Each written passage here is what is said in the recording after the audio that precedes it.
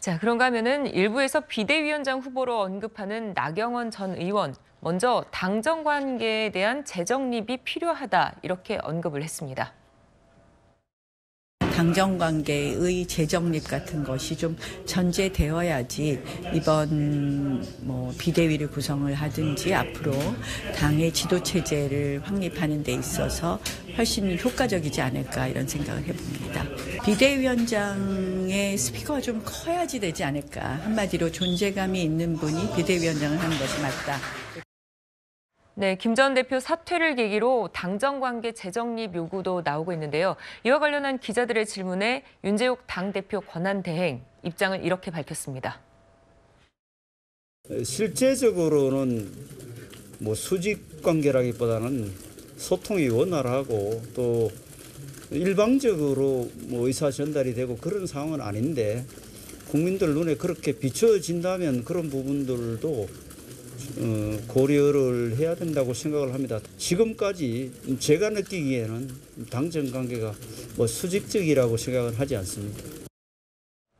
네, 실제 어제 의원총회에서도 비윤계 의원들을 중심으로 당정 관계 재정립 요구가 나왔다 이렇게 전해지는데요. 박성규 의원님, 윤재욱 당대표 권한대행의 입장이 이렇게 다른 이유는 뭘까요? 당연히 윤재욱 원내대표, 지금의 당대표 권한대행 저렇게 얘기할 수밖에 없죠. 당정 관계가 재정립돼야 된다는 요구는 지금까지의 당정 관계가 용산에 당이 좀 부속돼 있는 느낌이다. 아까 네.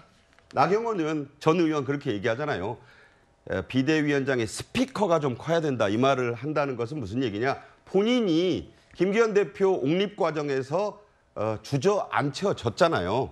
그때가 이제 용산의 스피커 때문에 본인이 그렇게 됐다고 생각하는 거 아닙니까?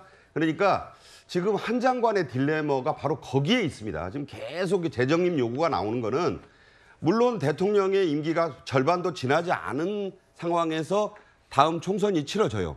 자, 이 총선은 싫든 좋든 윤석열 정부의 전반전, 아직 끝나지도 않았지만 거기에 대한 중간평가 성격이 될 수밖에 없다. 그런데 이렇게 선거를 치르면 지금 국힘에 대단히 불리한 상황이 옵니다. 그래서 한동훈 장관은 누가 봐도 윤석열 대통령의 검사 시절부터의 측근 중에 측근이기 때문에 일부의 아주 비판적인 지적이 아니더라도 그 이미지를 벗어내는 게 쉽지 않은 거예요. 네. 그러니까 그러면 어떻게 이 프레임을 가져가나. 민주당도 지금 그 프레임을 원하고 있잖아요. 윤석열 대 이재명. 그러니까 윤석열 대통령의 전반전에 대한 중간평가로 이 선거를 치러야 된다는 게 전략이에요. 이 프레임에 걸리면 국힘은 상당히 고전을 할 수밖에 없습니다. 그래서 한동훈 장관이 해야 되는 의미는 미래 세력과 현재 세력의 대결로 이걸 가야 되는 거예요. 19대 16이라는 수치가 말해주듯이 현재 여권의 거의 유일한, 거의 가장 유력한 차기 주자 중에 한 사람. 아니, 한 사람이 아니라 거의 지금 유일무이하잖아요. 그러니까 미래 세력으로서의 한동훈이 현재 세력, 여러 가지 지금 문제에 얽혀 있는 이재명 대표와 대결하는 선거다. 이 선거는 이렇게 하고 윤석열 대통령의 중간평가적 성격이 줄어들수록 국힘은 해볼 만한 선거가 되는 거고 네. 반대로 가면 안 된다는 거예요. 그러니까 수직 관계가 아니라 수평 관계를 만들어 달라. 이 요구를 과연 만약에 한동훈 비대위원장이 되면 이걸 풀어야 된다는 요구를 줄기차게 하는 겁니다. 네. 자, 윤 대통령은요, 다음 주, 그러니까 빠르면 18일 월요일에 한동훈 장관을 포함한 개각을 준비를 하고 있습니다. 정혁진 변호사님, 사실상 한 장관을 이제 당으로 가라, 이런 일종의 신호로 볼 수 있지 않을까요? 그거는 신호이기도 한데 이 신호가 올 거라고 하는 것은 이미 충분히 다 예상이 된 상황이었으니까. 예. 그런데 한동훈 장관 입장에서는 본인의 타임테이블보다는 그 상황이 빨리빨리 진행되고 있다라고 생각을 할 거예요. 예. 그런데 그건 어쩔 수 없는 것 같다는 생각이 들고 그다음에 지금과 같은 상황에서 본인이 뺄 수 없는 상황이다라고 아마 판단을 할 것 같고요. 그다음에 그렇다라고 하면은 결국은 여러분들 이름이 다 거명되지만 가장 가능성이 높은 비대위원장은 누구냐? 한동훈이 될 것 같거든요. 그 비대위원장을 어떻게 뽑냐면 국민의힘 당원을 갖다가 보면은 네. 당대표나 당대표 권한대행이 임명하도록 되어 있으니까 결국은 윤재욱 권한대행이 임명을 하게 되겠죠. 그렇게 되면은 이제 내가 무엇을 어떤 것들을 비대위원장이 될 때 이러이러한 것들이 갖춰져야 된다라고 하는 그런 것들을 대통령이나 아니면 당에다가 요구할 만한 그런 것들을 지금 정리하고 있는 상황이 아닐까 저는 개인적으로 그런 생각이 듭니다. 네, 자 한동훈 장관을 포함해서 하마평이 무성한 국민의힘 비상대책위원장, 자 최진봉 교수께서는요 거론되는 인물들 중에 누가 좀 적합하다 이런 생각을 하시나요? 사실은 네 분 다 그렇게 적합한 분은 없어요. 왜냐하면 두 가지가 필요하거든요. 첫째는 당내에서도 어느 정도 장악력이 있어야 돼요. 그러니까 당에 대해서 잘 모르면 비대위원장 와서 운영하는 데 상당히 어려움이 있거든요. 근데 네. 지금 뭐 그러니까 개혁적인 성향이라 하면 이뇨한 위원장이나 한동훈 장관 그 뭐 두 분 정도가 개혁적이라고 볼 수 있겠죠. 왜냐하면 아무래도 정치적인 경험이 없으시니까 네. 변화를 직접적으로 할 수 있고 문제가 있는 부분을 도려내려고 노력은 할 거예요. 근데 그게 이제 부딪히거나 아니면 뭐 벽에 부딪혔을 때 어떻게 정치력을 잘 발휘해서 해결할 수 있을 거냐. 그리고 당이 국민의힘이 오랫동안 유지한 정당 아니겠습니까? 그 안에 있는 다양한 형태의 뭐 관계든 이런 것들이 있기 때문에 그 부분을 잘 파악하는 게 필요할 텐데 그에 과연 가능할 거냐 하는 문제가 있고요. 나머지 두 분 뭐 원희룡 지금 장관이나 아니면 김한길 위원장 같은 경우에는 오랫동안 정치를 하신 분들인데 예. 저분들 같은 경우는 찬심성이 좀 떨어져요. 그런 점에서 본다고 하면 비대위원회가 지금 문제가 있어서 바꾸려고 하는 거잖아요. 근데 예전 사람이 들어와 또 한다 이런 이미지도 사실은 별로 좋지 않기 때문에 뭐 개 중에 뭐 저 네 분 중에 한 분을 꼭 꽂으라면 저는 이뇨한 위원장이 국민들이 볼 때는 가장 타당하다고 볼 거예요. 그러나 아까도 말씀드렸지만 한계는 있다. 혁신위 하면서도 여러 가지 시도를 했지만 결국 못 했잖아요. 네. 물론 비대위원장이 되면 권한이 커지니까 할 수는 있겠지만 그런 부분에 한계가 있어서 저분이 과연 비대위원장을 당내 여러 개파나 그 의원들, 현역 의원들의 거부 이런 것들을 다 뚫고 나갈 수 있을지는 좀 의문이어서 그게 예. 좀 걱정이 된다. 그런 한동훈 장관으로 갈 것 같습니다. 네, 자 그러면요 이현종 의원님, 네.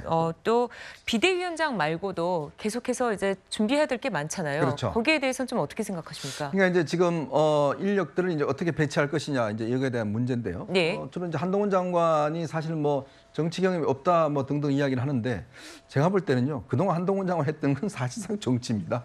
왜냐하면 네. 사실은 장관으로서 어떤 저렇게 나가서 국민들의 인기가 있고 뭐 이야기도 하고 이런 건 잘 안 하거든요.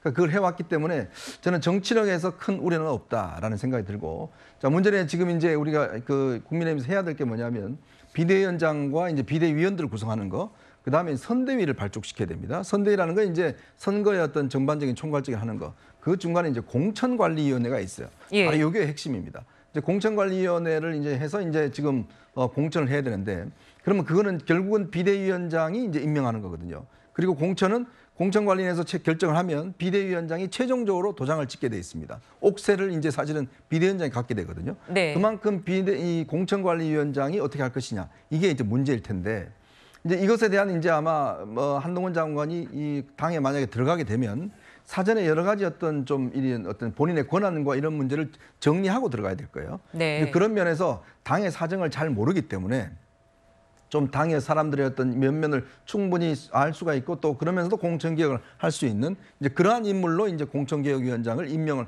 해서 아마 그건 아마 이제 연말 그 되면 바로 아마 임명을 해서 준비 작업을 할 겁니다.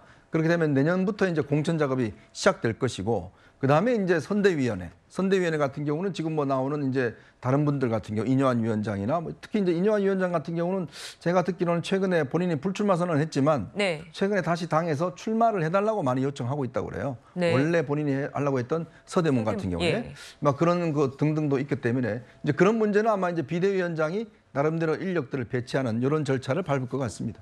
네. 자, 그런데 지금 국민의힘에서는요, 비대위원장 인선에 촉각을 곤두세우고 있지만 더 중요한 건 왜 대선에서 승리한 정당이 불과 1년 반 만에 세 번째 비대위 구성을 논의하고 있는지 이 부분에 대한 고민이 필요하다 이런 지적이 나오는데 여기에 대해서 박상규 의원은 어떻게 생각하십니까? 사실은 좀 비정상적이죠.